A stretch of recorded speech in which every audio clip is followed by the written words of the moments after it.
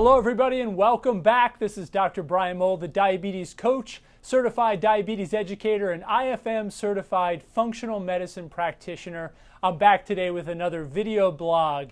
And today's blog is going to actually be a follow-up to my last video blog that I did on label reading. Today we're going to talk about nutrition journaling and label reading part 2. So in my last video we talked about how to read labels, how to find serving size, how to count calories, and how to determine the total and net carbohydrates. Today we're going to focus more on that all-important ingredient list. We're going to get into some really good stuff today. I want to start off today by talking about food quality. As my friend dietitian Ashley Koff says, we want to become food qualitarians. It's not just about calories and carbohydrates, quality matters. So we want to examine these food labels and make sure we're eating the highest quality foods possible. Remember, food is information. It's not just energy or calories. It washes over our genes, and the quality of the food we eat largely determines the quality of our health. So quality matters. We're going to look at the ingredient list, and I'm going to go over the 5 worst ingredients, the 5 ingredients that you want to avoid at all costs. And number 1, as you might guess, is sugar. Sugar in all its forms. In just a minute, I'm going to be going over the various names of sugar. There's lots of them, but we don't want sugar in at least the top 5 or 6 ingredients on the list. And hopefully there's not even 5 or 6 ingredients on the list. Number 2 to avoid is vegetable oils. These are oils like safflower oil, corn oil, canola oil, soybean oil, and so forth. We want to avoid those because they're inflammatory. Secondly, and more importantly, we want to avoid the hydrogenated or partially hydrogenated vegetable oils. Those are toxic. They stop us from being able to burn fat. Our body has no idea how to process them. They're metabolic sludge, and we find those in a lot of packaged foods. So we want to avoid hydrogenated or partially hydrogenated oils. Number 3 is wheat flour. Wheat flour, or sometimes you'll see wheat gluten. Gluten is a trigger for a lot of food sensitivities and autoimmune disease, including Hashimoto's, celiac, and others. It's been associated with triggering autoimmune diabetes. So we want to avoid wheat flour. Not only that, flour in general is a starch. And of course that's going to raise your blood sugar. So avoid wheat flour. Number 4, one that I consider very important, is artificial sweeteners.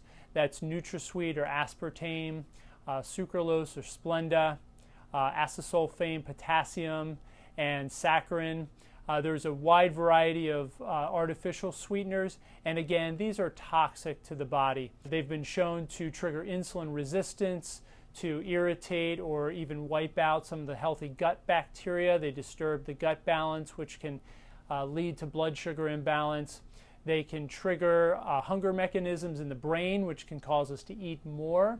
There's been studies done on drinking diet soda and how that leads to greater calorie consumption. So artificial sweeteners should be avoided at all costs. And number 5 is a category I call mystery ingredients. Mystery ingredients are things that you can't pronounce. You have no idea what they are. They're food additives, preservatives, thickeners, food dyes, flavor enhancers, things that are put into the food not for quality, but for shelf life, for taste, to make them addictive.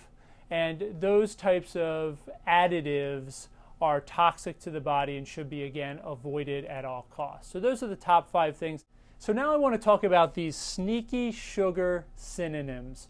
Sugar goes by many names, and manufacturers love to hide sugar in foods under synonyms. So I want to go through a few of those with you.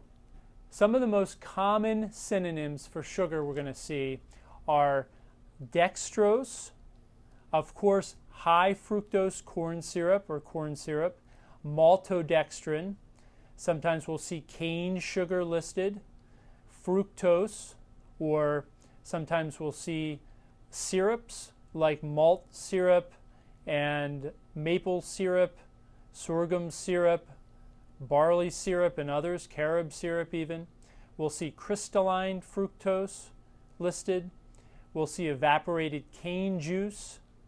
And then sometimes they're natural, but they're still sugar. Honey is a good example. molasses, raw sugar, and agave nectar. So all of these should be avoided. The next category I want to talk about is sugar alcohols. Sugar alcohols are used as sweeteners. They're not technically artificial sweeteners. Most of them come from natural sources. However, they're not necessarily good for you either. There's many of them, from sorbitol to xylitol, maltitol, malitol, and the newest one that we see showing up a lot is erythritol. We're going to talk about each of these. All the ones except for the last one I listed will have an impact on blood sugar. Oftentimes we'll see them subtracted off of carbs, and the net carbs are listed, less the sugar alcohols.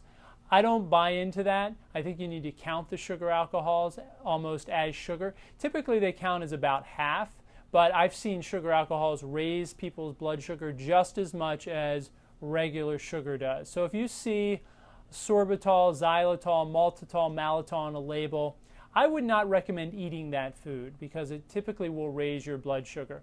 Secondly, they cause a lot of GI distress, gastrointestinal distress, gas, bloating, gut irritation, which can trigger inflammation and can worsen insulin resistance. The only exception to this list is erythritol. Erythritol has virtually 0 calories. It has almost no net effect on blood sugar, and it doesn't seem to irritate the gut the way the other sugar alcohols do. Just a word of caution, each of us is different, so you have to test this for yourself. But if you see erythritol in a product, I wouldn't worry too much about it. I think it's fine. So I want to go through some example labels with you, and if you look at this one, this is kind of one of the worst foods that you can eat. This is a Sara Lee dessert brownie thing, and you'll see on the list, of course, the first ingredient there is sugar. Then we have enriched flour, so there's wheat flour, and we've got a vitamin, a couple vitamins. Then we've got vegetable oil, and of course we said to avoid that. Then we've got things like artificial flavors. We have more vegetable oil. We have artificial colors, corn syrup, which is also sugar. You're going to see many of these sugar names listed: corn starch, high fructose corn syrup, molasses, honey, dextrose, and others. And then you're going to start to see some of these mystery ingredients: polysorbate 60, there's modified corn starch, malted barley, ammonium bicarbonate, and partially hydrogenated vegetable oil. So this is just a disaster of a food that we want to avoid at all costs. The next one is one that may seem fairly healthy for some people, and that's just good old rolled gold pretzels.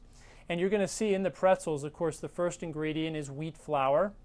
Then we have corn syrup, which is sugar, vegetable oil, which we said to avoid, malt syrup, which is sugar, yeast, and then there's good old ammonium bicarbonate and potassium hydroxide and sodium hydroxide. So these, again, are filled with lots of things that we don't want to be eating, don't want to be consuming: mystery ingredients, wheat flour, and sugar. All right, so the next thing I want to talk about today is food journaling. Food journaling can be such a great exercise. We learn so much by writing things down.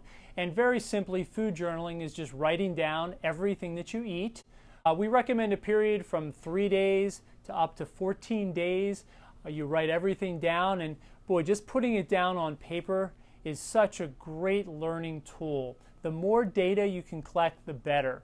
This is a great first step in learning how to count carbohydrates and figuring out your net carbs. That's either per meal or per day, which can be very beneficial for obviously a carb controlled diet, for bolusing insulin if you're on insulin, or for managing medications. So you know what's going on with your blood sugar readings, why they're going up, and how to properly manage and regulate blood sugar. We have to know what you're eating. We tell our clients, if you have diabetes, it is your job to focus on what you eat and make sure you know which foods raise your blood sugar the most. And the best way to do that is by doing some food journaling. So there's 2 methods I recommend for food journaling. Number 1 is pen to paper. This is sort of old school. You get either a spiral bound notebook or a food journaling page, which I have an example under the resource section under this video. You can download if you'd like, but I like a good old spiral bound notebook. 1 page per day. You just write down everything that you eat. Then you go back and calculate your carbs if you want to. And just by looking at that, writing down your blood sugar readings, you can learn so much. The second method is by using a computer-based program, and there's a wide variety of them out there. This could either be done on a desktop or on a smartphone app. These are great. They're a little bit, I find them a little bit more cumbersome because you have to remember to punch everything in. Sometimes it's hard to find the foods, but once you get used to them, they can be really effective. The great thing is you've got a digital copy of that. You can print it out, share it with your doctor, share it with your diabetes educator, your dietitian, and it can be really helpful. So I found a couple of great examples of these. The ones I like the best, the ones that my clients tell me they like the best are Lose It is a great app.